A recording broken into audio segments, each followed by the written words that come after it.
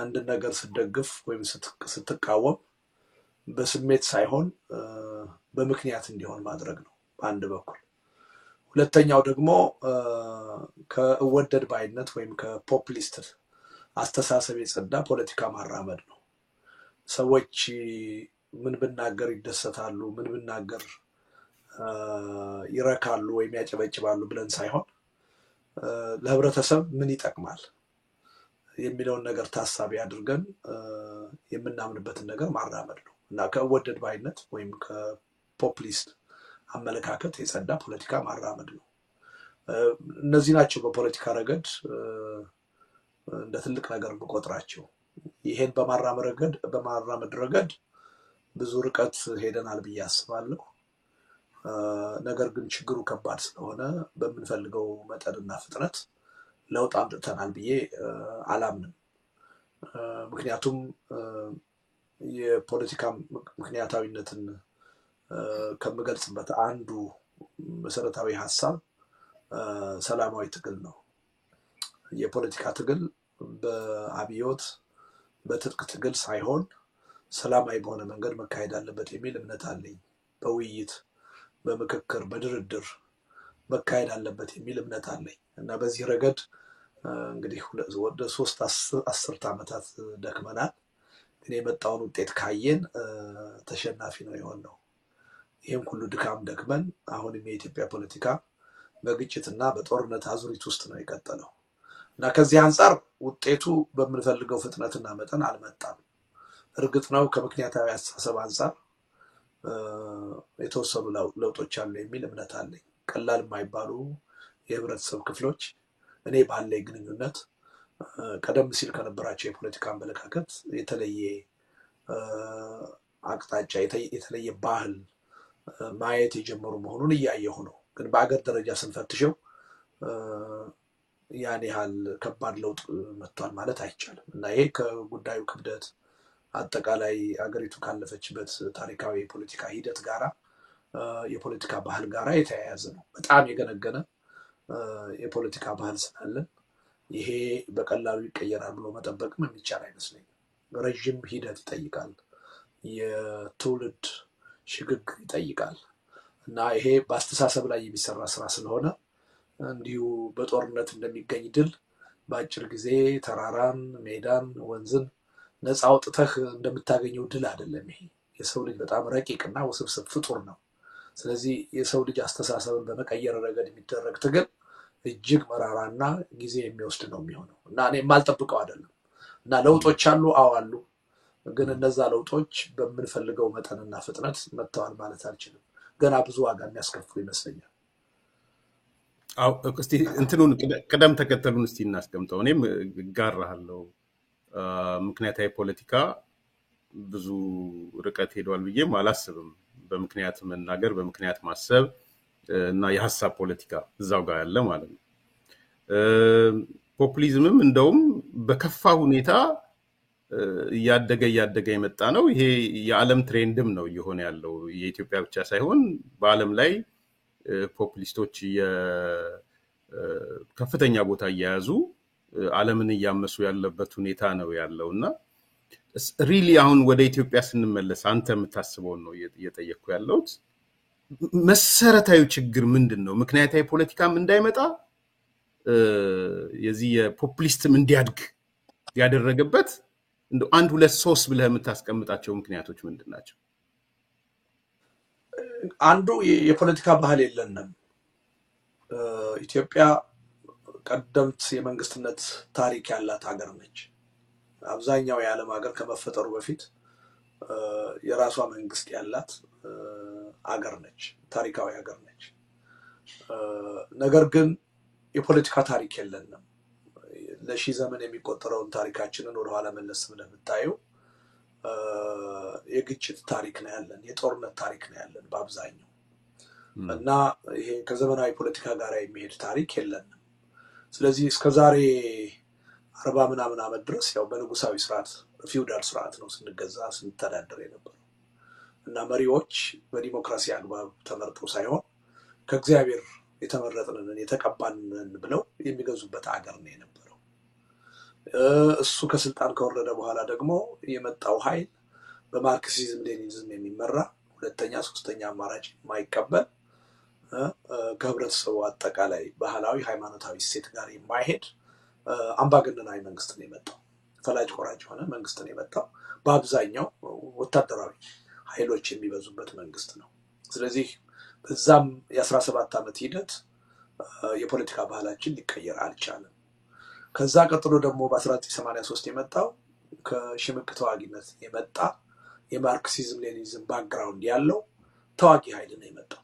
የዲሞክራሲ እምነት የሌለው የኔ ብቻ አማራጭ ትክክል ነው ብሎ የሚያምን ጽንፈኛ ኃይል ነው የመጣው እና ይሄ አይነት የጽንፈኝነት ፖለቲካ ነው በኢትዮጵያ የፖለቲካ መድረክ ከጊዜ ወደ ጊዜ ሲሸጋገር የመጣው። እንዳውም ላለፈው 31 32 ዓመት የመጣው ስርዓት ደግሞ ከጽንፈኝነትም በተጨማሪ የብሔርተኝነት ፖለቲካን ይዞ መጣ።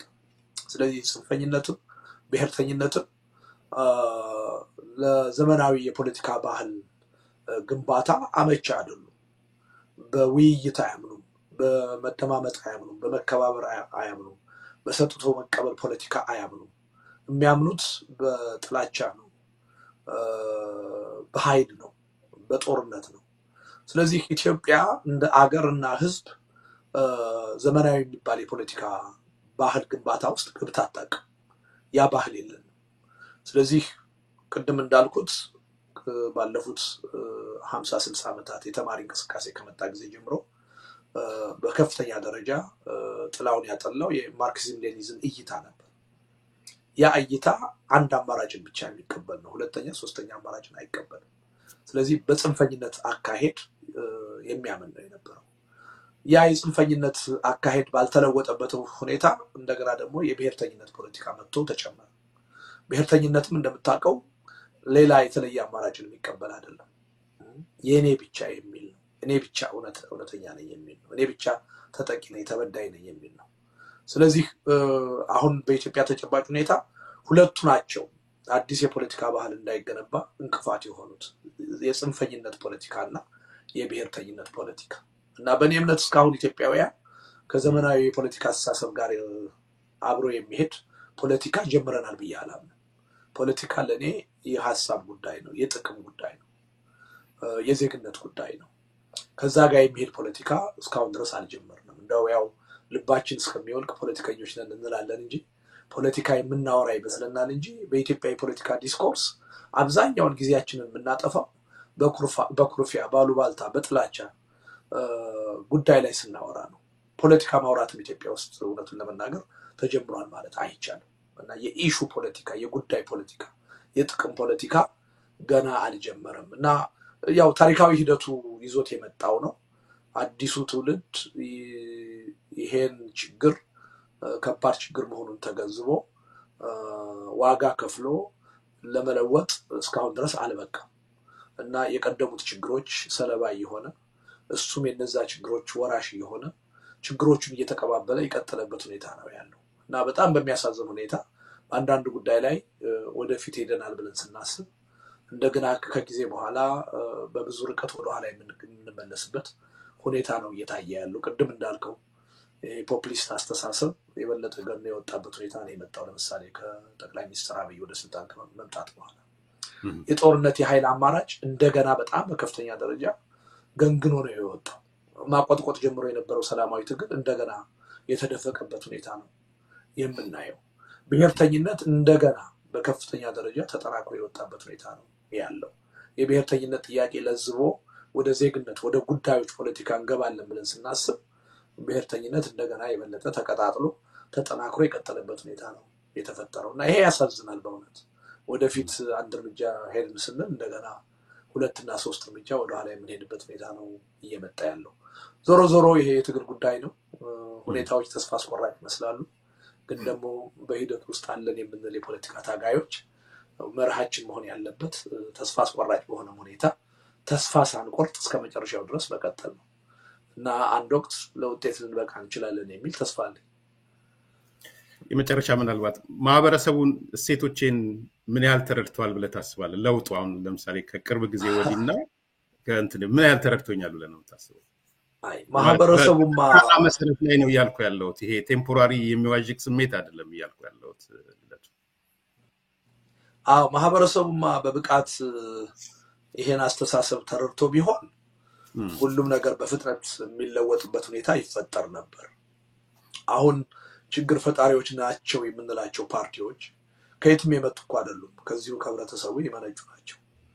እና በህብረተሰብ ደረጃ ያ አይነት የፖለቲካ አስተሳሰብ ለውጥ በበቂ ሁኔታ ስላልመጣ ነው ከዛ የሚመነጩት የፖለቲካ ኃይሎች በዚህ መልኩ በአዎንታዊ ጉዳዮች የተሞሉ ሆነው የቀጠሉት። እና ህብረተሰባችን ውስጥ ችግር አለ። ለዲሞክራሲ ስርዓት ግንባታ እንቅፋት የሆኑ ስር የተሰደዱ አስተሳሰቦች አሉ። አንደኛ እነዚህን አስተሳሰቦች በብቃት ገምግሞ አንጥሮ አውጥቶ ታግሎ ለመለወጥ የሚጥር የፖለቲካ ኃይል እስካሁን ኢትዮጵያ ውስጥ ብዙም አልተፈጠረም። የሞከርን ነበር፣ ግን ህብረተሰብን መተቸት፣ ህብረተሰብ ውስጥ ድክመት አለ ብሎ ማመን እንደ ስህተት ተቆጥሮ እንደ ወንጀል ተቆጥሮ ዋጋ ወደ መክፈል ውስጥ ነው የገባ ነው። በእኔ እምነት ግን ህብረተሰብ አንድ ህብረተሰብ ይወለዳል፣ ያድጋል፣ ያረጃል እና የራሱ ሂደት አለው። እና የኢትዮጵያ ህብረተሰብ ይሳሳታል በሚለው ነገር በብዙ ትታወቃለህ መሰለኝ። እሱ ነው አንዱ አከራካሪ አይደል ወይ? ብዙ ጊዜ ብያለሁ። እውነት ነው። ህብረተሰብ ቅድም እንዳልኩት ነው፣ ከተወለደ የሚያድግ ከሆነ የሚያረጅ ከሆነ በየሂደቱ አዎንታዊ ማለት አሉታዊ ፋይዳዎች አሉት እና ህብረተሰብ በታሪካችን ደግሞ ደጋግሞ ሲሳሳት ታይቷል። ግን ዞሮ ዞሮ ደግሞ ወሳኙ ያው ህብረተሰብ ነው። ስለዚህ በህብረተሰቡ ዘንድ ለአዲስ የፖለቲካ ባህል ግንባታ እንቅፋት የሆኑ በርካታ አስተሳሰቦች አሉ እና ከህብረተሰቡ ሻል ያለ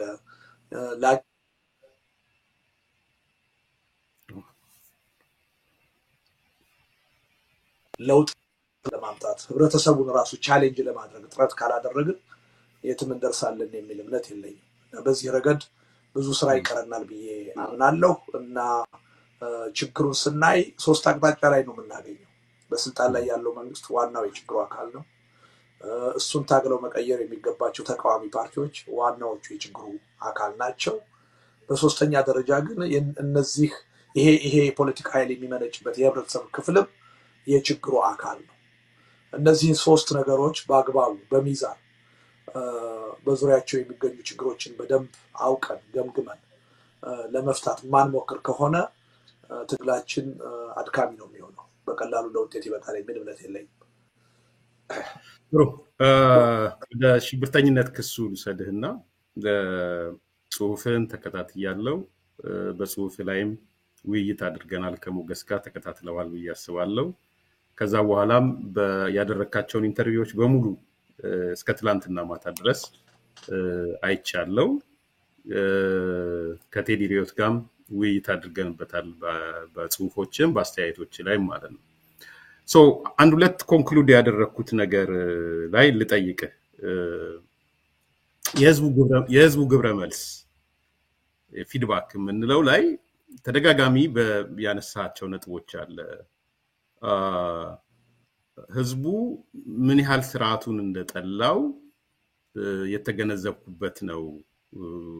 በቦት ሳይድ ይሄ ሂድም አትሂድም ወዘተ የሚልህ ተደምሮና ተጨፍልቆ ሲታይ ያንን ነገር የሚያሳይ ነው። ህዝቡ ስርዓቱን ምን ያህል እንደጠላው የሚያመላክት ነው። እኔም እንደዛ ሰከንድ አደርጋለሁ። ግን አሁን ካውንተር ፕሮፓጋንዳ ቢለቀቅብህ በስርዓቱ ላይ ምንድነው ለማድረግ ያሰብከው? የቢሆን ትንታኔ ሰርተሃል ወይ? ማለት ለምሳሌ ሁለት ነገሮች ላምጣና አንዱ በቀጥታ ወደ እስር ቤት ሊወስዱ ይችላሉ። አንዱ ሴናሪዮ እሱ ነው። ሁለተኛው ሴናሪዮ ከክሱ ማስወጣት ነው የሚመስለኝ የምጠረጥረው። ካውንተር ሌሎች ሴናሪዮች ካሉ ልትጨምር ትችላለህ እና እነዚህን ነገር ተከታትለህ አሁን እንድትነግረኝ የምፈልገው እኔ የህዝቡ ሪአክሽን ምን ሊሆን ይገባል ብለው ነው የምታስበው? ለምሳሌ በቀጥታ ወደ እስር ቤት ቢወስዱ ህዝቡ ምን ያድርግ? ኦር ደግሞ ከክሱ ቢያስወጣህ ህዝቡ ምን ያድርግ? የራሴ ምላምቶች አሉኝ። የራሴን ከመናገሬ በፊት ካንተ ልስማና በስርዓቱ በአገዛዙ ግብረ መልስ ላይ የህዝቡ ሪአክሽን ምን ይሁን መሆን አለበት ብለህ ነው የምታስበው ልደቱ? ኤርሚያስ በመጀመሪያ ደረጃ በሱ ረገድ ብዙ ተጨንቄ አላሰብኩም፣ ማሰብም አልፈልግም። ይህን ውሳኔ የወሰንኩት የተለየ የፖለቲካ ጥቅም ለማግኘት ብዬ አይደለም። ወደ ሀገር ቤት የሚሄደው አሁን በነገራችን ላይ ወደ ሀገር ቤት ለመሄድ ያው የራሴን ጊዜ እየጠበቅኩ ነው የነበረው። ለመመለስ ዝግጁ ነው የነበርኩት። ግን የሕክምና ጉዳይ ስላላለቀ የተወሰነ ጊዜ መቆየት ነበረብኝ። ስለዚህ አሁን ይሄ ክስ ከመጣ ያን የሕክምና ጉዳይ አቋርጬ እሄዳለሁ እንጂ መመለሴ የሚቀር አልነበረም። አዲስ ነገር አይደለም ማለት ነው፣ የማይጠበቅ ነገር አይደለም። ሁለተኛ ይሄ ክስ ሲመጣ አሁን ሕክምና አቋርጬ ለመሄድ የወሰንኩት በዚህ አጋጣሚ የተለየ የፖለቲካ ጥቅም አገኛለሁ ብዬ አይደለም። የማይገባኝን ክስ ነው የተከሰስኩት። በዛ ጉዳይ ላይ ምንም አይነት ተሳትፎ የለኝም። መንግስት ምንም አይነት ተጨባጭ የሆነ መረጃ እንደሌለው አውቃለሁ፣ ምክንያቱም በድርጊቱ አልተሳተፍኩም። ነገር ግን በሌለሁበት ሁኔታ ይህን ክስ መመስረት የፈለገበት የራሱ ምክንያት አለው ብዬ አምናለሁ።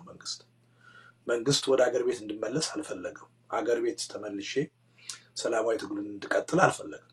ስለዚህ የሽብር ክሱን ፈርቼ እንድቀር ከዛ በሌለሁበት በፍርድ ቤት ሽብርተኛ ተብዬ እንዲፈረድብኝ ነው የተፈለገው። ይህን በጸጋ ልቀበል አልችልም። ስለዚህ አገሬ ተመልሼ በፍትህ አደባባይ መብቴን ነፃነቴን ለማስከበር የራሴን ጥረት ማድረግ ስላለብኝ ነው የምመለሰው በአንድ በኩል። በሌላ በኩል ደግሞ በፍርድ ቤት ነፃ ከወጣሁ ሰላማዊ ትግሉን መቀጠል እፈልጋለሁ። ከሌሎች ጓደኞቼ የትግል አጋሮቼ ጋር ተመሳሳይ ተቀራራቢ አስተሳሰብ ካላቸው ሰዎች ጋር ትግሉን መቀጠል እፈልጋለሁ። ምክንያቱም ከዚህ ቀደምም በትግሉ ረገድ የገጠመን እንቅፋት እኛ ትግሉን መቀጠል ስላልፈለግን አይደለም። የኢትዮጵያ መንግስት ሆን ብሎ ተገቢ ባልሆነ ምክንያት በምርጫ ቦርድ ህጋዊ ሰርቲፊኬታችን እንዲቀማና እንዲሰረዝ ስለተደረገ ነው። ስለዚህ አዲስ ፓርቲን ጭምር አቋቁመ ትግሉን ለመቀጠል ፍላጎት አለ። ለዛ አመቺ ሁኔታና ወቅት ስንጠብቅ ነው የነበረው። ይህን ደግሞ በአደባባይ እኔ በተደጋጋሚ ስገልጽ የቆየሁት ጉዳይ ነው። ስለዚህ ይሄ ነው ዓላማዬ እና ሄጄ መንግስት ያስረኛል የሚል እምነት ነው ወይም ግምት ነው ያለኝ። ምክንያቱም ኦልሬዲ በመገናኛ ብዙሃን በሽብር ድርጊት ውስጥ እንደተሳተፍኩ አድርጎ እየገለጸ ነው። ስለዚህ እስር ቤት ለመግባት ተዘጋጅቼ ነው የምሄደው። ሌላ የፖለቲካ ጥቅም አስቦ ሳያስሬ ከቀረ ደግሞ አይከፋኝም፣ ደስ ነው የሚለኝ። ምክንያቱም እኔ የመታሰር ፍላጎት የለኝም፣ መታሰርም አለብኝ ብዬ አላምንም። በዛ ምክንያት የተሳሳተ የፕሮፓጋንዳ ሰለባ የሚሆኑ የህብረተሰብ ክፍሎች ካሉ ችግሩ የኔ አይደለም፣ የነሱ ችግር ነው የሚሆነው። እኔ አቋሜን በግልጽ እየተናገርኩ ነው ያለሁት።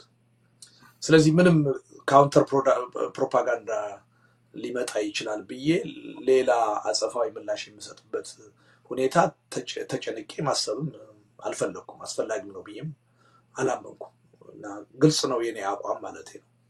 ተከስሻለሁ፣ በሌለውበት ፍርድ እንዲሰጥ አልፈልግም፣ ንጹህ ሰው ነኝ።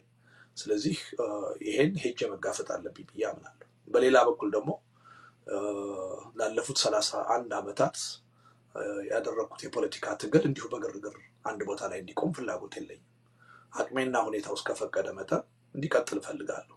ስለዚህ ካልታሰርኩ ወይም ደግሞ ታስሬ ከተፈታሁ የፖለቲካ ትግሉን ለመቀጠል ነው የምመለሰው እንጂ በእኔ ጉዳይ በነገር ላይ እስር ቤትም ስገባ ወይም ከዛ ውጭም ስሆን የተለየ የህዝብ እንቅስቃሴ እንዲኖር ፍላጎት የለኝም። በተለይ ግርግር እንዲኖር ፍላጎት የለኝም። በዛ ምክንያት ሌሎች ችግሮች ተፈጥረው እኔ ምክንያት እንደሆን ፍላጎት የለኝም። እንደዛ አይነቱ ሁኔታ ምናልባት ለገዢው ፓርቲ የራሱ ጥቅም ሊኖረው ይችላል። ስለዚህ እንደማንም ንጹህ ዜጋ ሄጄ መዳኘት ነው የምፈልገው እንጂ በዚህ ምክንያት ሌላ የፖለቲካ ስራ የመስራት ፍላጎት የለኝም። በአንዱ ነገር መለየት በሚል ሰደውና በዚህ በመታሰሩ እሱ ላይ ምንም ከክስ ቢያስወጣህ የሚለው ግን እኔ መዘጋጀት አለብህ ብዬ አምናለሁ። እኔ ለምንድን ነው የማምነው? ይሄን ዳግም ወደ ቲያትር ፖለቲካ የመገባት እድሉ ዳግም ወደ አሉባልታ እና የሀገራችን የፖለቲካ ገመና የመገባት እድሉ ትልቅ ነው ብዬ ነው ማስበው እና ደግሞ ዋን ኦፍ ካሉት የኢትዮጵያ ፖለቲካ ውስጥ ትልቁ ሰለባ የሆንከው አንተ ነህ ብዬ የኔ ሪከርድ እሱ ነው ብዬ አስባለሁ። ሶ ቲያትር ፖለቲካን ስትጽፍ ቁጭ ብለህ ጊዜህን ምንህን አጥፍተህ ነው ያደረከው እና አሁንም ወደ ዳግም ቲያትር ፖለቲካ ወደ አሉባልታ እንደሚገባ እንዴት ማሰብ አልፈለክም? ኤርሚያስ ከይቅርታ ጋር አንድ ነገር ሲሰራ ለምሳሌ ልደቱ ለምሳሌ ወደ ዲፌንሲቭ ነው የሚያስገባህ እንትኑ ሶ ያሰብካቸውን የሰላማዊ ትግሎችን ከማራመድ ይልቅ አጀንዳው ምን ይሆናል? አይ ያያው ስለሆነ ብዬ ነው ይሄው እንደዚህ ነው ይሄው እንደዚህ ሆነ እንደውም አግኝቶ አናገረው አብይ የህዋት ሰዎች ይሄን አደረጉ እንደዚህ ወደሚል ወደ ዲፌንሲቭ ገብተህ ዋናውን ፐርፐዝህን እንዳታሳካ የሚያደርግ ነገር አጋጥም ሆይ አሉባልታ ጎርቶሃል ብዬ ስለማስብ ነው ያሉባልታ ፖለቲካ ቪክቲም ካረጋቸው ሰዎች አንዱ ነብዬ ስለማስብ ከዚሁ ካውንተር የሆነ ነገር ማዘጋጀት አያስፈልግም ወይ ልደቱ? እሱ ነው ያነሳ። አያስፈልግም ኤርሚያስ። ለምን? እኔ ብዙ ያሉባልታ ሰለባ ሆኜ ዋጋ ከፍያለሁ አውቃለሁ። ዋጋ ስከፍል ግን ተመሳሳይ ችግር እንዳይመጣብኝ ብዬ ኮምፕሮማይዝ ያደረኩት መርህ የለም። አንድ ነገር ለመስራት ስፈልግ አንድ ነገር ስወስን ሰው ምን ይላል በዚህ ምክንያት ምን አይነት ኮምፕሮማይዝ እንድታረግ አይደለም እኮ ልደቱ ኮምፕሮማይዝ እንድታረግ ሳይሆን ገብቶኛል ጊዜህን ነው የሚያጠፋብህ እኮ ነው ያልኩ ያለሁት። እኔ የኔ ጊዜ አይደለም የሚጠፋው እኔ አንድ ግለሰብ ነኝ አቅሜና ሁኔታ ይፈቀደልኝ ነገር ማድረግ ነው ያለብኝ ከዛ በላይ ጉዳዩ የኢትዮጵያ ህዝብ ጉዳይ ነው የኢትዮጵያ ህዝብ ካሉባልታ ፖለቲካ መውጣት ተስኖት አሁንም 97 ዓመተ ምህረት የገባበትን ችግር መድገም ከፈለገ ያ የኔ ችግር አይደለም ወደዛ አይነት ሁኔታ ውስጥ ላለመግባት የሚያስችል በቂ ልምድ አለ በተግባር የታየ ማለት ነው ስለዚህ አሁንም ከዛ ሁሉ ሂደት መማር አቅቶት እኔን ለማማት የኔን ሞቲቭ ጥያቄ ውስጥ ለማስገባት የሚፈልግ የፖለቲካ ኃይል ካለ ህብረተሰብ ካለ ያ ችግር የኔ ችግር አይደለም እንደዛ አይነት ፕሮፓጋንዳ ይመጣል ብዬ አስቤ አሰላስዬ ሞስነው ነገር የለም እኔ ቅድም ነገር ያለው በነጻ ህሊና አስባለሁ ለህዝብ ለሀገር ይጠቅማል አይጠቅምም ብዬ አሰላስላለሁ ያመንኩበትን ነገር አራምዳለሁ ከዛ በኋላ ህብረተሰቡ ያን ጉዳይ ተከትሎ አሉባልታ ቢያወራ ቢቀበለው ባይቀበለው የኔ ችግር አይደለም ስለዚህ አሁን ኢትዮጵያ ስሄድ ምናልባት ዶክተር አብይ ማሰራቸውን ተተው ቤተመንግስት ቢጋብዙኝ ደስታውን አልችለው ቢጋብዙኝ ሄጄ ይጋበዛለሁ ወያያለሁ ከሳቸው ጋር ያ ማለት ግን አስተሳሰቤን መርሄን አሳልፍ ይሰጣሉ ማለት አይደለም አው ያን በማድረግ የሐሜት ከመጣ ማድረግ አልችልም የኔ ችግር አይደለም የኢትዮጵያ ፖለቲካ ከዛ አይነቱ ሁኔታ እንዲላቀቅ ነው የምፈልገው መላቀቅ የሚችለው ደግሞ በተግባር እንደዚህ አይነቱን ነገር ማሳየት ስንችል ነው እና ልብ ገዝተው ጠቅላይ ሚኒስትር አብይ እኔን ከማሰር ይልቅ ቤተመንግስት ጋብዘው ቢያነጋግሩኝ ደስታውን አልችለው ካሁኑ ልንገር ደስ ነው የሚለኝ ጥሩ አደረጉ ነው ብለው ያደርጋሉ ሌላ አይ ማለት ክሪቲካል ስለሆነ ነው እኔ I don't want to waste your time እኔ ኤርሚያስ የሰማሁት ያለውን ነገር ስላለ ነው ልደቱ ለምሳሌ እኔ አንተ ከምትሰማው ባላነሰ ቆይ ልንገር እኔ ልጨርስ የትግራይ ህዝብ ለምሳሌ ሊያመሰግን እንደሚፈልግ ሰምቻለሁ በቃ I want to be bold ያው ሊያመሰግን ሲል የትግራይ ሰዎች ውስጥ ዋትም ምንም አለበት ኦኬ ዛሬ ወደ የትግራይ ህዝብ እናመሰግናለን በጦርነቱ ላይ በወሰድከው አቋም እናከብረሃለን ብሎ ቢጠራ በዛ ውስጥ እነ ደብረጽዮን ወይም እነ ጌታቸው ረዳ ቢታዩ ከነሱ ጋር ብትታይ ከዚህ በፊት እኮ የመጣ ስላለ ከከሌ ጋር ታይታል ተብለ ስንት ውርጅብኝ እንደነበረን ታቃለህና ለዚህ ያለ መዘጋጀት ተገቢ ነው ወይ ነው ብለ ነው ወይ የምታስበው እሱ ነው እኮ የጠየቀው እሱ የሚያስጨንቃቸው ብዙ ሰዎች ኢትዮጵያ ፖለቲካ ውስጥ እንዳሉ አውቃለሁ የልባቸውን የሚያምኑበትን ማይናገሩ ሰው ምን ብንናገር ይደሰታል ያጭበጭባል ብለው የሚናገሩ ብዙ የፖለቲካ ሰዎች እንዳሉ አውቃለሁ ብዙ አክቲቪስቶች እንዳሉ አውቃለሁ እኔ ከነሱ በብዙ ርቀት የተለየው ሰው ነኝ በብዙ ፈተና ውስጥ አልፌ ወድቄ ተነስቼ አሁን የፈጠርኩት የራሴ ብራንድ አለኝ ሰው እንደዚህ ይለኛል እንደዚህ አይለኝም ብዬ ምሰራውና ማልሰራው ነገር የለም። ማምንበትን ነገር ሁሉ ነው ማደርገው። እሱን የፖለቲካ ጨዋታ አልፌዋለሁ። በነገራችን ላይ የኢትዮጵያ ፖለቲካ ማደግ ያቃተው ሰዎች ከዚህ አይነቱ የፖለቲካ አስተሳሰብ መላቀቅ ስላቃታቸው ነው። አንድ ነገር ማድረግ ሲፈልጉ ጉዳዩ ትክክል ነው ወይስ አይደለም፣ ሀገርና ህዝብ ይጠቅማል ወይስ አይጠቅምም ብለው አይደለም የሚወስኑት። የህዝቡ ሪአክሽን ምን ይሆናል፣ ይሄን ብንናገር ያማናል ወይ ይጠላናል ወይ ይሰድበናል ወይ ወይንስ ያመሰግነናል ወይ ያደንቀናል ወይ ብለው ነው የሚናገሩት። እሱ የፖለቲካ ጨዋታ ለኔ ጊዜ ያለፈበት ነው። በጣም ርካሽ ነው፣ ሀገርንም የትም ማያደርስ ነው። ከዛ ነው መወጣት ያለበት። እና አሁን ያልከው ነገር አለ። ለምሳሌ ትግራይ ምናልባት ሳልታሰር ቀርቼ ብጋበዝ ቀጥ ብዬ ነው የሚሄደው። ምን ችግር አለ? ሀገሬ ነው፣ ህዝቤ ነው፣ ደስ ነው የሚለኝ። ገና ይሄ ይመጣል፣ ይሄ ሲደረግ አሉባልታ ይወራብኛል ብዬ ወደኋላ የምቆጥረው ነገር የለም። በወደፊቱ የኢትዮጵያ ፖለቲካም የምቀጥለው ከእንዲህ አይነቱ ርካሽ አስተሳሰብ የጸዳ ሰው አብሮኝ የሚቀጥል ከሆነ ነው።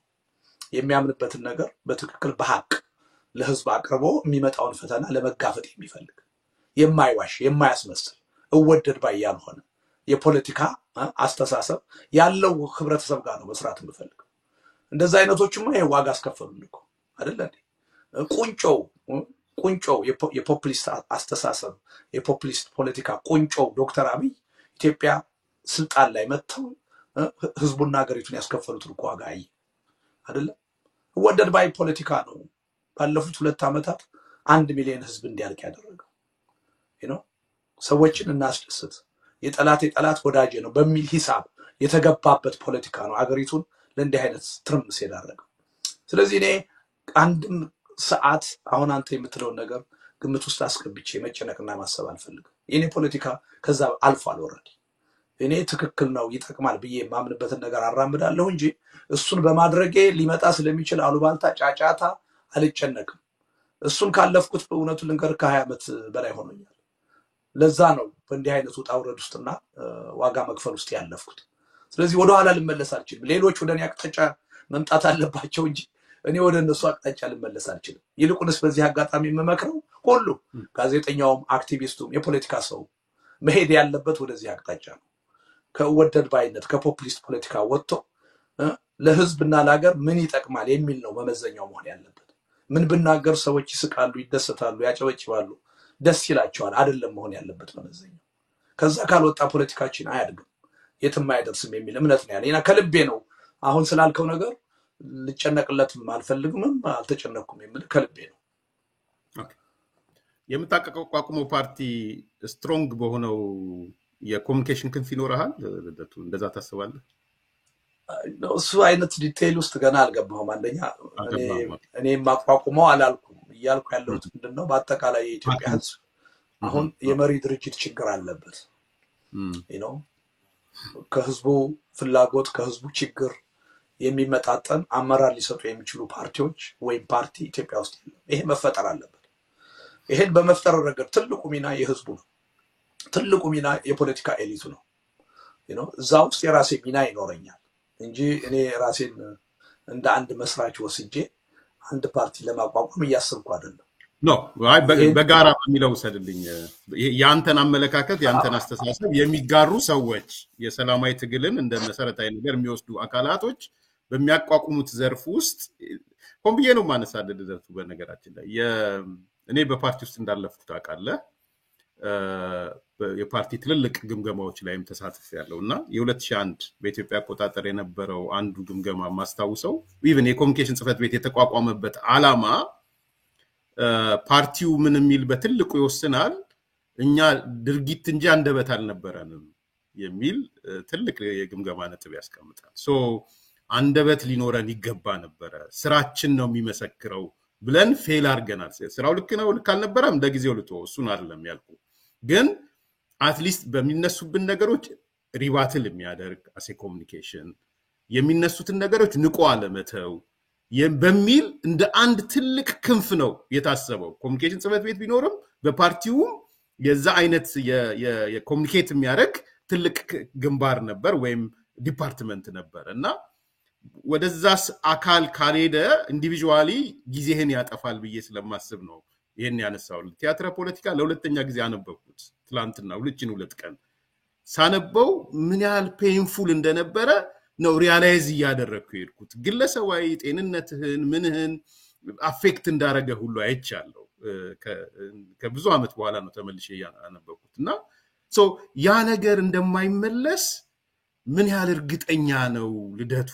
የሚለውን ጥያቄ ያመጣውልህ ለዛ ነው እና የመጨረሻ ሐሳብ ስጠይና ወደ እንትን ሄዳለሁ የኮሙኒኬሽን ያልከው ጉዳይ እንትን ዲቴይል ውስጥ እንዳልገባ ብዬ ነው አሁን ስለ ፓርቲ መዋቅር እዛ ውስጥ ምን አይነት መዋቅሮች ይኖራሉ የትኞቹ የበለጠ ጠንካራ መሆን አለባቸው ምናምን የሚለው ነገር ውስጥ አልገባሁም ቅድም እንዳልኩ መሰረታዊ የሆነው ነገር መጀመሪያ የፓርቲ አስፈላጊነት የአዲስ ፓርቲ አስፈላጊነት ያሉት ፓርቲዎች የመሰባሰብ አስፈላጊነት ላይ ህብረተሰቡ መነጋገርና አንድ አይነት መግባባት ላይ እንዲደርስ ነው የምፈልገው ከዛ በኋላ ብዙ አቋም ሊወሰድባቸው የሚገቡ ጉዳዮች አሉ እስካሁን ድረስ ያካሄድነው የፖለቲካ ትግል ለምንድነው ውጤታማ ያልሆነው ምን ጠንካራ ጎን ነበረው ምን ደካማ ጎን አለው የትኞቹ መሻሻል አለባቸው የትኛው አፕሮች የትኛው ግብ መሻሻል አለበት የሚሉት ነገሮች ሁሉ በጣም በዝርዝርና በጥልቀት መታየት ይኖርባቸዋል የራሱ ሂደት ይጠይቃል ማለት ነው እና እንዲህ አይነቱ አሁን ያነሳው ነገር በዛ ሂደት ውስጥ የሚታይ ነው የሚሆነው አስፈላጊነቱ ምንም ጥርጥር የለውም እርግጠኛ ነኝ ለምሳሌ 97 ምርጫ ላይ አሁን ያለው አይነት ኢንፎርሜሽን ፍሰት ቢኖር ኖሮ ያ ሁሉ ጥቃት ለረጅም ጊዜ አይደርስብንም ነበር አሁን የተሻለ ጊዜ ውስጥ ነው ያለነው የሚዲያ አክሰስ በተሻለ ሁኔታ ማግኘት የሚቻልበት እድል ነው ያለው ከትግሉ ፍጥነትም አንፃር ድሮ አንድን ትግል ህዝብ ውስጥ አስገብተህ ጠንካራ ለማድረግ ይወስድ የነበረው ጊዜ አሁን በቀላሉ ሊሳካ ይችላል ምክንያቱም የኢንፎርሜሽን ፍሰቱ በጣም ፈጣንና ተደራሽ ነው ስለዚህ ያ ሁሉ ጥቅም ነው ብዬ አምናለሁ ኤኒዌይ ምንድነው ጉዳዩን ከኔ ጋር ብቻ ያይዘን ባናየው ማለት ነው የትግሉ መቀጠል ጉዳይ የሰላማዊ ትግሉ መቀጠል ጉዳይ የጠንካራ ፓርቲዎች አስፈላጊነት ጉዳይ የሁላችንም ጉዳይ ነው መሆን ያለበት ያገሩ የህዝቡ ጥያቄ ነው መሆን ያለበት ምክንያቱም ምትክ የሌለው ቅድመ ሁኔታ ነው ያ በሌለበት ሁኔታ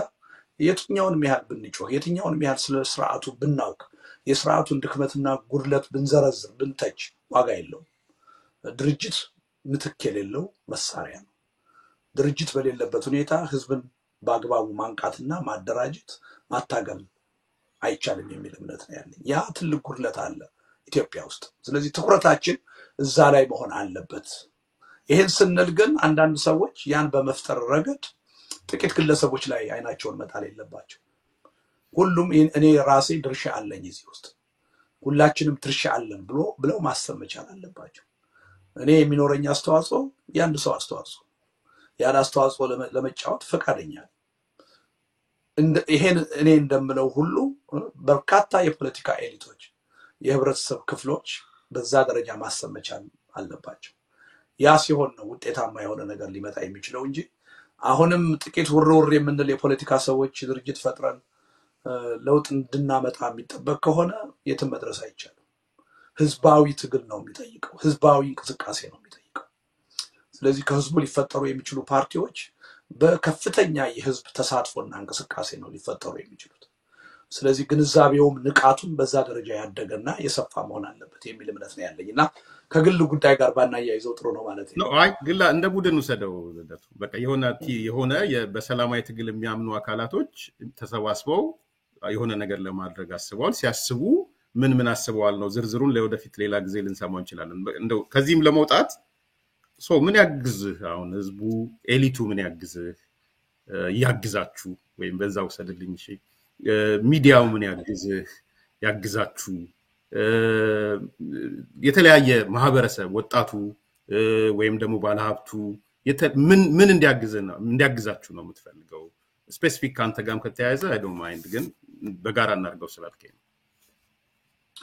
ዌል አንደኛው ነገር እኔ ደጋግሜ ተናግሬያለሁ አሁን ዝና ፍለጋ አይደለም የምታገለው ዝና ምን እንደሆነ ከሚቀባው በላይ አይቻልፈዋለሁ ለስልጣን አይደለም አሁን የምታገለው ስልጣን መጥፎ ነው ማለት አይደለም ግን ዋናው ታርጌቴ ስልጣን አይደለም ኢትዮጵያ ያለችበት ሁኔታ አሁን የህልውና ፈተና ላይ ነች ያለችው ከዚህ የህልውና አደጋ መዳን ነው ዋናው አጀንዳ። ስለዚህ አንዱ ከህብረተሰቡ የምፈልገው ነገር ህብረተሰቡ ሊያዳምጠን ይገባል ብዬ አምናለሁ። በፖለቲካ ትግሉ ውስጥ ረዥም ጊዜ ያስቆጠርን ዋጋ የከፈልን ሰዎች የምንናገረውን ነገር ከልቡ ሊያዳምጠው ይገባል እና ስሜታዊ በሆኑ ጦረኛ በሆኑ ፖፑሊስት በሆኑ ሰዎች ሰለባ መሆን የለበትም። ኢትዮጵያ ውስጥ አሁን ሰከን ያለ የበሰለ የፖለቲካ እንቅስቃሴ ነው የሚያስፈልገው። ለዛ የሚመጥን አስተሳሰብና መረዳት መፍጠር ያስፈልጋል። ስለዚህ አንዱም ህብረተሰቡ ምን ያድርግ ያልከው ነገር እንደማመጥ ሰው የምንናገረውን ነገር ቢያዳምጠን ደስ ይለኛል። ካዳመጠ በኋላ ከተገነዘበ በኋላ ደግሞ ይሄ ትግል የህዝብ ትግል ነው መሆን ያለበት። ሁላችንም የየራሳችን ድርሻ ካላዋጣን ጥቂት ግለሰቦች ወይም ቡድኖች ወይም ድርጅቶች ለውጥ የሚባለውን ፍላጎት ሊያሳኩት አይችሉም። በምኞት ነው ሁሉ ነገር የሚቀረው። ስለዚህ ይሄ ትግል እኔ ካልገባሁበት ገብቼ ገንዘብ፣ ጊዜ፣ ሐሳብ፣ ዕውቀት ካላዋጣው በትግሉ ሂደት መስዋዕትነት ካልከፈልኩ የትም ሊደርስ አይችልም ብሎ ሁሉም የህብረተሰብ ክፍል ማሰብ መጀመር አለበት። ትግሉ የጋራ ነው። በዛ ደረጃ ማሰብ ካልተቻለ ካሁን ቀደም እንደነበረው ጥቂት በፖለቲካ መድረክ ውርውር የምንል ግለሰቦችና ድርጅቶች የሚፈለገውን ለውጥ አምጥተን ኢትዮጵያን ከህልውና አደጋ መታደግ እንችላለን ብዬ አላምንም። ስለዚህ አሁን አገሪቱ የገባችበት አጣብቂኝ በጣም ከፍተኛ ችግር ውስጥ ነው ያለችው። በመፍረስና ባለመፍረስ በመኖርና ባለመኖር አጣብቂኝ ውስጥ ነው ያለችው። ከዚህ ለመዳን የሁሉም ህብረተሰብ ክፍል ርብርብና ተሳትፎ ያስፈልጋል። በዚህ ደረጃ ህዝቡ መንቃት አለበት። በዚህ ደረጃ ከነቃ በኋላ በሚፈልጋቸው የፖለቲካ ኃይሎች ዙሪያ መደራጀት አለበት፣ መሰባሰብ አለበት። ከተሰባሰበ ከተደራጀ በኋላ ደግሞ ከባድ የሆነ ጠንካራ የሆነ መስዋዕትነት የሚጠይቅ ትግል ማድረግ አለበት። በዚህ መንገድ ብቻ ነው አሁን ከገባንበት አዘቅት መውጣት የምንችለው። ስለዚህ እኔ ከህዝቡ የምጠይቀው ነገር ይሄ ነው። እየተናገርን ያለነው ነገር አለ። የመጀመሪያው እየተናገርን ያለነው ነገር ስልጣን ላይ ባለው መንግስት በተለይ በዶክተር አብይ አህመድ ተስፋ ይቁረጥ ህዝቡ እያልን ደጋግመን እየተናገርን ነው። ተስፋ እንዳይቆርጥ አዳዲስ አጀንዳዎች ብቅ ብቅ እያሉ ነው። ያለፈውን 4 ዓመት 5 ዓመት ስህተት ላለመድገም ህብረተሰቡ መጠንቀቅ አለበት። ተስፋውን አሟጦ መጨረስ አለበት በስልጣን ላይ ባለው ኃይል በተለይም በዶክተር አብይ አህመድ። መፍትሄው የሚመነጨው ከዚያ ተስፋ ከመቁረጥ። ስለዚህ ተስፋውን ከነሱ አውጥቶ በራሱ ላይ ማድረግ አለበት። ይሄ ጉዳይ የሚለወጠው በእኔ ትግል ነው። የእኔ ትግል ደግሞ መንቃት ይጠይቃል፣ ድርጅት ይጠይቃል፣ መስዋዕትነት መክፈል ይጠይቃል ብሎ ቅድም የዘረዘርኳቸው ነገሮች ውስጥ በሙሉ ልብ በፍጥነት በጊዜ የለኝም ስሜት መሳተፍ መቻል አለበት። ህዝቡን የምጠይቀው ይሄ የራሱ ጉዳይ ነው። ችግሩን መፍታት የሚችለው በራሱ ነው። ማንም መጥቶ ሊፈታለት አይችልም። ዋጋ መክፈል ያለበት ራሱ ነው። በዚህ ደረጃ ችግሩ ክብደት ያለው መሆኑን በዚህ ደረጃ መስዋዕትነት መከፈል ያለበት መሆኑን አራያ ሆኖ ማሳየት ደግሞ ያለበት የህብረተሰብ ክፍል አለ ብዬ አምናለሁ። አንዱ እኔ ነኝ ብዬ አምናለሁ። ራሴን አራያ ሆኜ ማሳየት አለብኝ ብዬ አምናለሁ። ለዚህ ነው በዚህ ሁሉ ችግር ውስጥ ሆኜ በዚህ ሁሉ የጤና ችግር ውስጥ ሆኜ በዚህ ሁሉ ሪስክ ውስጥ ሆኜ አገር ቤት የምገባው ያለ ምክንያት አይደለም። የጉዳዩ ክብደት በዚህ ደረጃ የገባኝ ስለሆነ ዋጋ ከፍለን አርያ ሆነን ህዝቡ የትግሉ ባለቤት እንዲሆን ማናደርግ ከሆነ የኢትዮጵያ ጉዳይ ያለቀለት መሆኑ ስለገባኝ እና ህብረተሰቡ ይሄን ጉዳይ በሰከነ መንገድ ቢረዳውና ተግባራዊ ምላሽ ቢሰጥበት ተገቢ ይመስለኛል። ከህብረተሰቡ የምጠብቀው ይሄን ነው። አድማጭ ተመልካቾቻችን አዲስ ኮምፓስ ሚዲያ ከልደቱ አያሌው ጋር ነው እየተወያየን ያለነው። የኢትዮጵያ ዕጣ ፈንታ የሚለው ላይ የተወሰኑ አስተያየቶችን ከልደቱ እቀበላለሁ። ላይክ አድርጉ፣ ሰብስክራይብ አድርጉ፣ ሼር አድርጉ። በዜል በካሻፕ በ240-705-2620 ድጋፍ አድርጉልን። እንደው ልደቱ ወደ ኢትዮጵያ ዕጣ ፈንታ ልምጣና የሚሰማ ከሆነ ዛሬ ምናልባት አንዷ ላይ ሪያክት እንድታደርግ የአማራ ብልጽግና ታሪካዊ ኮንፈረንስ ስላደረግ ነው ብሎ አሁን ልንገባ ጥቂት ደቂቃ ሲቀር መግለጫዎችን እያየው ነበር። መግለጫ ሰጥተዋል የአማራ ብልጽግና። ያው አንዱ ችግር የዙር የዙር ጭፍጨፋና የዙር ጦርነት ስለሆነ ፎከሱን ወደ አማራ ክልል ማድረጉ ምንም ጥያቄ የሌለው ነው። የትግራይ አለቀ ወደ አማራ ዞሯል። ቀጥሎ ደግሞ ወዴት እንደሚዞር እናያለን። ሶ ይሄ ታሪካዊ ኮንፈረንስ የሚለው ከነሱ ምን ትጠብቃለህ የሚለው መጠየቅ አልፈልግም፣ ግን ምን ቢያደርጉ ምክረ ሐሳብ ትሰጣለህ የሚለውን ግን ባቅ ደስ ይለኛል። ይሄ ሶኮልድ አማራ ብልጽግና የሚባለው ታሪካዊ ኮንፈረንስ ለማለት ምን አይነት ታሪካዊ እርምጃዎችን መውሰድ አለበት ብለህ ነው የምታስበው? ወል የአማራ ብልጽግና ድሮም እንግዲህ በአዴንም እያለ ሁልጊዜ ሲለው የሚሰማ ነገር ነው ታሪካዊ ኮንፈረንስ። ግን ምንም ታሪክ ሰርቶ አያውቅም። ላለፉት 32 ዓመታት በስልጣን ላይ በብቸኝነት የተቀመጠ አካል ነው አማራ ክልል ውስጥ። ግን የገዢ ኃይሎች ጉዳይ አስፈጻሚ ሆኖ ነው የኖረው። ህብረተሰቡን በአግባቡ የሚወክል ለህብረተሰቡ ጥቅምና ፍላጎት ተገዢ የሆነ ኃይል ሆኖ አናቀው። ከዛ የተለየ ሁኔታ ውስጥ አይደለም ያለው። እንዳው በባሰ ሁኔታ ያገዛዙ ጉዳይ አስፈጻሚ ሆኖ በህዝቡ ላይ ጫና እየፈጠረ ፈተና እየፈጠረ ዋጋ እያስከፈለ ያለ ድርጅት ነው። ይሄ ድርጅት ወደ ትክክለኛው አቅጣጫ እንዲመጣ በተደጋጋሚ ነግረነዋል። ህዝቡ ከፍተኛ የሆነ እድል ሰጥቶታል። በተደጋጋሚ ቀላል የማይባል እድል ሰጥቶታል። ሊለወጥ ይችላል። ወደ ትክክለኛው መስመር ሊገባ ይችላል። ነገ ከነገ ወዲያ የህዝቡ ወገንተኛ ሊሆን ይችላል ብሎ ህዝቡ 32 ዓመት እድል ሰጥቶታል። እኔ ከዚህ በኋላ ከዚህ ድርጅት ብዙም የምጠብቀው ተስፋ የለም። አይ ታሪካዊ ጉባኤ አካሂጄ ተስፋ የሚሰጥ ነገር አመጣለሁ ካለ ይሄን የኛን አባባል ዲስፕሩቭ ማድረግ ያለበት እሱ ነው። እኛ ተሳስተን እሱ አዲስ ነገር ይዞ ቢመጣ ለህዝቡ የሚበጅ ለህዝቡ የሚጠቅም አቋም ይዞ ቢወጣ ደስ ነው የሚለኝ። ግምቴ ለምን ተሳሳተ ብዬ ለመጸጸት አልፈልግም።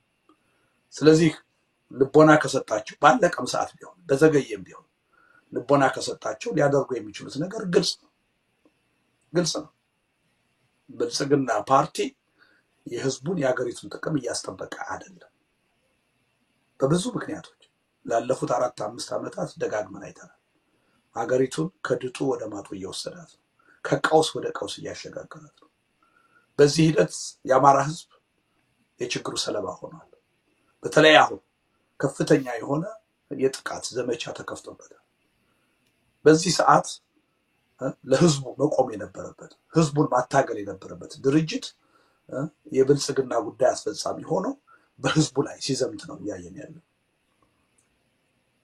የአማራ ህዝብ መታገስ አቅቶት በቃ እያለው ከዚህ በኋላ ብዙ እድል የሚሰጠው አይመስለኝም። ነገር ግን አሁንም ባለቀ ሰዓትም ቢሆን ዘግይቶም ቢሆን ወደ ትክክለኛው መስመር መግባት ከፈለገ በቃ ማለት አለበት።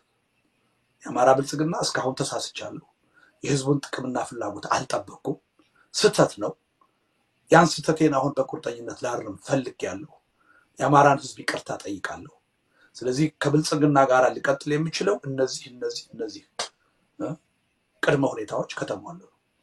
እነዚህ መቀበል የማትችሉ ከሆነ ከአማራ ህዝብ ጥያቄና ፍላጎት አንፃር ጥቅም አንፃር መቀበል የማትፈልጉ ከሆነ ከዚህ ጊዜ በኋላ ራሴን ችዬ እንደ ፓርቲ እንቀሳቀሳለሁ፣ ከብልጽግና ወጥቻለሁ ማለት መቻል አለበት ነው። ከዛ በኋላ ከህዝቡ ጋር ታርቆ የህዝቡ ክልላዊ መንግስት ሆኖ የህዝቡን ጥቅምና ፍላጎት ለማስጠበቅ የሚሰራ ስራ ሊሰራ ይችላል። አሁን በያዘው መንገድ ቀጥሎ ግን የትም መድረስ አይቻልም። ኢህአዴግ የሚለው ስም ተቀይሮ ብልጽግና ሊባሉ ሲፈልጉ ይሄን ምክር መክረናል። በየትኛው አጀንዳ ነው አብረን የምትቆመው? ህገ መንግስቱ ይሻሻላል ወይ? የአዲስ አበባ ጉዳይ ላይ የሚኖራችሁ አቋም ምንድነው? አብዮታዊ ዲሞክራሲ ላይ የሚኖራችሁ አቋም ምንድነው? የመሬት ጥያቄ ላይ የሚኖራችሁ አቋም ምንድነው? በእነዚህ ጉዳዮች ተስማምታችኋል ወይ? የብሔር ጥያቄ ላይ የሚኖራችሁ አቋም ምንድነው? ይሄን ጉዳይ ገምግማችኋል ወይ? ገምግማችሁ በእነዚህ ጉዳዮች ላይ ተመሳሳይ አቋም ሳትይዙ ብልጽግና ፓርቲ ውስጥ መግባት የለባችሁ ውጡ ብለን መክረናቸው አልሰሙ። ገብተው ራሳቸውን እንደሌሉ አስቆጥረው የአማራን ህዝብ ዋጋ እያስከፈሉ ነው። በዚህ ሁኔታ መቀጠል የሚቻል አይመስለኝም። ከዚህ በኋላ በያዙት መንገድ በማጭበርበር መንገድ የህዝቡን ስለንቦና ለጊዜው በመስለም ተለውጠናል በማለት መቀጠል የሚፈልጉ ከሆነ በምንም ተአምር ውጤታማ የሚሆኑ አይመስለኝም። ራሳቸውን የሚበላ ፖለቲካ ውስጥ ነው አሁን ያሉት። ለህዝቡ ህልውና አይጠቅሙም፣ የራሳቸውን ህልውና አያድኑ። ስለዚህ የአማራ ብልጽግና ከልቡ ከተለወጠ ኦኬ ታሪካዊ ሊያደርገው ይችላል። እጅግ የጠበበ ነው ማድረግ ካለበት ቆጥሮ በአገር ደረጃ በአማራ ደረጃ እነዚህ የህዝብ አጀንዳዎች መልስ ማግኘት አለባቸው። እንዲያው አሁን በስልጣን ላይ ያለው መንግስት እኛን ጨምሮ የሀገሪቱን ችግር መፍታት አልቻለም። ሀገሪቱን በብቃት መምራት አልቻለም። የህዝቡን ሰላምና ደህንነት ማስከበር አልቻለም።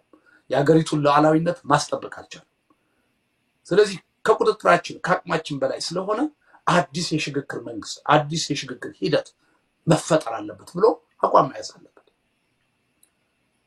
ይሄን የማትቀበሉ ከሆነ ከዚህ በኋላ ከህዝቤ ጋር ሆኜ ነው የምታገለው ከብልጽግና ወጥቻለሁ ብሎ የአማራ ክልል መንግስት ሆኖ መቀጠል ይችላል። የህዝቡን አጀንዳ ተቀብሎ ከህዝቡ ጋር ቆሙ ማለት ነው። ከዚህ ውጪ በተለባበሰ ሁኔታ በተመሳሳይ የማጭበርበር ስልት አንዳንድ ስሜት የሚኮረኩሩ ጥያቄዎችን ለጊዜ አንስቶ አብሮ የሚቀጥል ከሆነ የትም መድረስ አይቻልም። የጊዜ ጉዳይ ለህዝቡም አይጠቅምም፣ ለራሱም ህልውና አይጠቅምም። እና እኔ ብዙም አልጠብቅም፣ ግን ግዴላችሁም ይሄን የምትሉትን ነገር ዲስፕሩቭ አደርጋለሁ ካለ በርደኑ እሱ ላይ ያለ ይመስለኛል። እውነተኛ ለመጀመሪያ ጊዜ ታሪካዊ ጉባኤ ሊያደርግ ካለ ሊያደርግ ይችላል። ግን ሞኞች አይደለንም። ደግመን ደጋግመን 32 ዓመት ያየነው ድርጅት አሁን በሆነ ተአምር ቦርን አጌን ሆኖ እንዲህ አይነት አቋም ይይዛል የሚል ግምት የለኝም። ግን ግምቴ ስህተት ቢሆንና አዲስ አቅጣጫ ይዘው ቢወጡ ለህዝብና ለሀገር የሚጠቅም ደስ ይለኛል። በእውነት አልጸጸትም፣ ግምቴ ስህተት ነበር ብዬ ይሄን ነው ልል የምችለው። እኔም ሙሉ ለሙሉ ነው የምስማማ በሐሳቡና ግን ሊያጋጥም የሚችለውን ችግር አንዱ ምን ያህል በዛ ደረጃ ይወጣሉ። እንግዲህ ወደ 2 ሚሊዮን በላይ አባላት ያለው ድርጅት ነው። ቀላል አይደለም። የአንዳንድ ሀገሮች የህዝብ ብዛት ነው የምናየው በአባል ደረጃ እንኳን ብንመለከተው ማለት ነው። ስለዚህ መዋቅሩ ቀላል መዋቅር አይደለም። ለውጥ ከውስጥ ሲመጣም ተመልክተናል፣ ከውጭም ከውስጥም የለውጥ ነገሮችን ተመልክተናል። ስለዚህ ጥያቄዎቹም ደግሞ ቅድም ያነሳው አማራ ክልል ሌጂቲሜሲ ያለው ፓርቲ መሆኑ ቆሟል። እንደ መንግስትም ሌጂቲሜሲ የለውም በህዝቡ ደረጃ። የኔ ግምገማ ምልከታ እሱ ነው። ሌጂቲሜሲውንም አጥቷል። ኢቭን ሌጂቲሜሲ እንኳን ቅቡልነቱንም አጥቷል። አት ዘ ሴም ታይም ህግ እንትንም ማለት እንኳን አልቻለም። በሌላ መንገድ ሰላምና ደህንነት የህብረተሰቡ ማስጠበቅ አልቻለም። በዛ ደረጃ ተመልክቶ ራሱን መምጣት ከቻለ በጣም ጥሩ ነው። ግን ሌላ ካውንተር አታክ አይኖረውም ወይ? ለምሳሌ ህወሓት ሲወጣ እንደነበረው በሶኮልድ ህግ ማስከበር በሚል አሁንም ዘመቻው ወደ አማራ ክልል ወህግ ማስከበር ስም ሊመጣ የሚችልበት እድል የለም ወይ? ማለት ሌሎቹ ተባብረው በባዴን ስም ነው ያው ዛም እንዳየው በህወሓት ስም ነው እንደዚህ 60ዎቹ ተያዙ እጃችሁን ስጡ ምናምን ተብሎ አጠቃላይ ጦርነት ነው ታውጆ በኋላ ላይ የተገባውና ወደ አጠቃላይ ጦርነት ሊያመራ አይችልም ወይ የሚወስኑት ውሳኔ? እሱን ፓርት ሳይተካዋል ኮንሲኩዌንስ የለውም አይባልም። ያንዳንዱ ውሳኔ የራሱ ኮንሲኩዌንስ ይኖረዋል።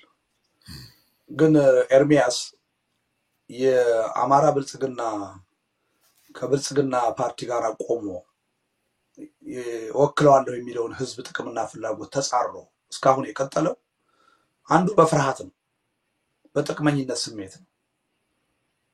እውነቱን ለመናገር በእኔ እምነት በዚህ ሁኔታ በመቀጠል ዋስትና ማግኘት አይችልም። እንደውም ዋስትና የለውም። ራሱን አደጋ ውስጥ እየከተተ ነው። ኢትዮጵያ ውስጥ አሁን የመጣው ችግር እየሄድንበት ያለው አቅጣጫ ሁላችንንም አደጋ ውስጥ የሚከት ነው። ቀዳሚ የአደጋው ሰለባ የሚሆነው ግን ይሄ ኃይል ነው። እኔ የሀገሪቱን የህዝቡን ጉዳይ ተወውና የአማራ ብልጽግና ኃይሎች ለራሳቸው አስተማማኝ ዋስትና እንዲኖራቸው ከፈለጉ የሚያዋጣው መንገድ ከህዝባቸው ጥቅምና ፍላጎት ጋር መቆም ነው። ከአማራ ህዝብ ጥቅምና ፍላጎት ጋር ከቆሙ የአማራ ህዝብ ከጎናቸው ይቆማል። ዋናው መተማመኛ ለነሱ የወደፊት ህልውና ይሄ ይመስለኛል እንጂ አሁን ያዙት መንገድ አይደለም። አብረው ነው የሚጠፉት፣ ምናልባትም ቀድመው ነው የሚጠፉት። አያዋጣቸውም አሁን ያለው አካሄድ። ምክንያቱም ከህዝብ ጀርባ ነው እየሄዱ ያሉት፣ ከህዝብ ተቃራኒ አቅጣጫ ነው እየሄዱ ያሉት። ስለዚህ ይቺ ጊዜያዊ ጉልበት ስታልቅ፣ አሁን ያለችው የማጭበርበሪያ ስልት ተሟጣ ስታልቅ፣ ህዝብ በቃይ ሲል የችግሩ ሰለባ ነው የሚሆኑት። ህልውናቸው አደጋ ውስጥ ነው የሚወድቀው። ሪሊ ከሀገርና ከህዝብ ጥቅም ጋር ያለውን ሁኔታ ለጊዜው ወደ ጎን እናድርገውና ከሚሳሱለት ከሚጓጉለት የራሳቸው ህልውና አንፃር የሚጠቅማቸው ይሄኛው አቅጣጫ ነው። ከብልጽግና ጋር አብሮ መቀጠል ሳይሆን እንወክልሃለን ከሚሉት ህዝብ ጥቅምና ፍላጎት ጋር አብሮ መቆም ነው ዋስትና የሚሰጣቸው። ይሄን ቢረዱት ጥሩ ነው። ይሄን ሲያደርጉ እንዳልከው ብልጽግና ፓርቲ ያካሄደው የሚችለው ጦርነት ሊኖር ይችላል። ኦሬዲ ህግ ማስከበር የሚል አዋጅ እኮ አውጀዋል። እሱን ነው እኮ ልልህ የፈለጉት። እነሱ አሉም አላሉም ኦሬዲ ጦርነቱ እኮ አውጆታል። ማስቀረት የሚቻል ነገር የለም። አንድ ሁለተኛ፣ መጀመሪያ በህወሓት ላይ ወይም በትግራይ ህዝብ ላይ ጦርነት ማወጅና አሁን በአማራ ህዝብ ላይ ጦርነት ማወጅ አንድ አይደለም። ሁሉንም የህብረተሰብ ክፍል ህወሓት ላይ ያለውን ጥላቻ ተጠቅሜ አንታይ ቲፒኤልኤፍ ሙቭመንት መፍጠር ይችላል ተብሎ ነው እዛ ውስጥ የተገባው። በተወሰነ ደረጃ ሰርቷል። ይሄ ጉዳይ በተመሳሳይ ሁኔታ አማራ ክልል ላይ ይሰራል ማለት አይደለም። በተለይ የአማራ የፖለቲካ ኃይሎች ካወቁበት ጉዳዩን ከኢትዮጵያ አጀንዳ ጋር በአግባቡ ካስተሳሰሩት ጠላትን ማብዛት ሳይሆን ወዳጅን ማብዛት ከቻሉ ለስርዓቱ ትልቅ ቻሌንጅ መፍጠር ይችላል። እንዲህ በቀላሉ ገብቶ የሚወጣበት ጣጣ አይሆንም። ስለዚህ ወደደም ጠላም ራሱ ብልጽግና ፓርቲ ወደ ኃይል አማራጭ ሳይሆን ወደ ድርድር ለመምጣት ሊገደድ ይችላል ካወቁበት ፖለቲካ። ስለዚህ ይሄ ችግሩን ሊያስቀሩት አይችሉም። በፍርሃት አብሮ በመቀጠል ችግሩን አያስቀሩትም። እንደውም ችግሩ የበለጠ አፍጥጦ ይመጣል። ያ ችግር ለሀገርና ለህዝብ ብቻ አይደለም፣ ለነሱም ህልውና አደጋ ነው። ለዚህ ዋስትና ማግኘት የሚችሉት ከህዝብ ጋር በመቆም እኔ ይሄን ቢረዱት ጥሩ ነው። ይሄ አሁን የሚጓጉለት ድሎት፣ ቤተሰባዊ ኑሮ፣ ግላዊ ኑሮ፣ ዋስትና የምትለው ነገር ሁሉ ከብልጽግና ጋር በመቆም በዘላቂነት አይገኝም። ለጊዜው በዘላቂነት ሊገኝ የሚችለው ከህዝብ ጋር በመቆም ነው። ስለዚህ ይሄ ጉባኤ ውሳኔው ከህዝብ ጋር እንቁም ወይስ ደግሞ ከብልጽግና ጋር እንቀጥል ነው። ለራሳችን ጊዜያዊ ጥቅምና ፍላጎት ዋስትና ተገዢ እንሁን ወይስ በዘላቂነት ጥቅማችንን የሚያስከብር ዋስትና የሚሰጠን የፖለቲካ እንቅስቃሴ ውስጥ እንግባ? ምርጫው ይሄ ሁለቱ ምርጫ ነው። በምንም ተአምር ከብልጽግና ጋር እስካሁን በሄዱበት መንገድ መቀጠል መፍትሄ ነው ብዬ አላምንም። ለራሳቸውም አይጠቅሙም፣ ለሀገርና ለህዝብም አይጠቅሙም። ስለዚህ እኔ በዚህ መልኩ ነው የማየው። ኤርሚያስ፣ የአማራ ዋነኛ ጠላት የአማራ ብልጽግና ነው ብሎ የሚሉ ሰዎች ይሰማለው። አንብበሃል ብዬ ማስባለሁ። እንደዛ ነው የምታስበው አንተ? ወል እኔ ጠላት ተብሎ መፈራረጁን ማድረግ መጥፎ የአማራ ህዝብ ዋነኛ ችግር እኔ የምለው ምንድነው የአማራ ህዝብ መገንዘብ ያለበት ማለት ነው፣ አሁን ያለው የአማራ ብልጽግና የአማራ መንግስት ሆኖ በቀጠለበት ሁኔታ ሊፈታ የሚችል የአማራ ህዝብ ችግር የለም። ህዝቡ ይሄን እየተገነዘበ መጥቷል። ስለዚህ የመጀመሪያ ትኩረቱ መሆን ያለበት የራሴ የሚለው መንግስት አማራ ክልል ውስጥ ማግኘት አለበት። ይሄን ደግሞ በሰላማዊ መንገድ ማግኘት ይችላል የሚል እምነት አለ። መፍትሄውንም ሰሞኑን ስጠቁም ነበር። ጥይት መተኮስ ሳያስፈልገው፣ የኃይል አማራጭ መጠቀም ሳያስፈልገው 51% በሚሆነው የምርጫ ክልሎች 10 ሺህ ሰው አስፈርሞ ፔቲሽን አስፈርሞ የክልሉን ምክር ቤት በህጋዊ መንገድ እንዲፈርስ ማድረግና አዲስ ምርጫ እንዲካሄድ ማድረግ ይችላል። አሸንፎ ስልጣኑን መረከብ ይችላል በአንድ በኩል ማለት ነው። በሌላ በኩል ይሄን ማድረግ የማይችልበት ሁኔታ ከተፈጠረ ሩቅ አይደለም እኮ 3 ዓመት ነው የቀረው ቀጣዩ ምርጫ። ራሱን ከብልጽግና ነጥሎ እንቅስቃሴ ካደረገ በሚቀጥለው ምርጫ በእርግጠኝነት ሰላማዊ በሆነ መንገድ በምርጫ ካርድ የራሱን መንግስት ማቋቋም ይችላል የአማራ ህዝብ። እኔ ሩቅ ነው ብዬ ነው የማስበው። የሀገሪቱ አሁን ያለችበት ችግር እስከዛም ድረስ ጊዜ የሚሰጥ ነው ብዬ አላምንም። እና ለዚህ ነው አስቸኳዩና ፈጣኑ አማራጭ መሆን ያለበት ፔቲሽን አስፈርሞ አዲስ ምርጫ እንዲካሄድ ማድረግ ነው። ይሄ ከብዙ ችግር አካባቢውንም አገሪቱንም ለመታደግ ይጠቅማል ብዬ አምናለሁ። በሆነ ድክመት ይህን ማድረግ ካልተቻለ ግን ከ3 ዓመት የበለጠ ብልጽግና የሚባለው ፓርቲ አማራ ክልል ውስጥ እድሜ እንዳይኖሩ ማድረግ ይቻላል በሰላማዊ መንገድ። ዋናው የችግሩን ጥልቀት ተረድቶ የአደጋውን ክብደት ተረድቶ መስራት ያለበትን ነገር በጊዜውና በወቅቱ መስራት ላይ ማተኮር ነው። ያ ከተሰራ እኔ ችግር አይመስለኝም። እውነቱን ለመናገር የምንሰራውን አውቀን ቢሆን ኖሮ ተባብረን ቢሆን ኖሮ እኮ ያለፈው ምርጫ እኮ ብልጽግና እኮ ተመርጦ የሚቀጥልበት እድል አልነበረም አማራ ክልል። እዛ አካባቢ እንቅስቃሴ የነበረን ተቃዋሚዎች ተባብረን ገብተን ቢሆን ኖሮ በጋራ ለህዝቡ አማራጭ ሆነን ቀርበንለት ቢሆን ኖሮ እኮ በምንም ተአምር አማራ ብልጽግና አይቀጥልም ነበር። ይሄን ሐሳብ አቅርበን በወቅቱ ተቀባይነት ሳናገኝ ቀርተን ነው ጉዳዩ የከሸፈው። ስለዚህ ከዛ ተምረን አሁን ዛሬ ላይ መስራት ያለብንን ነገር በአግባቡ ከሰራን ይሄን ማድረግ እጅግ በጣም ቀላል ነው ይቻላል። እና ሰላማዊ ትግሉ ለውጥ ሊያመጣ እንደሚችል ከተማመን እሱ የሚጠይቀውን ዋጋ ከከፈል በአጭር ጊዜ በቀላል መስዋዕትነት አካባቢውን ከአማራ ብልጽግና ነፃ ማውጣት ይቻላል።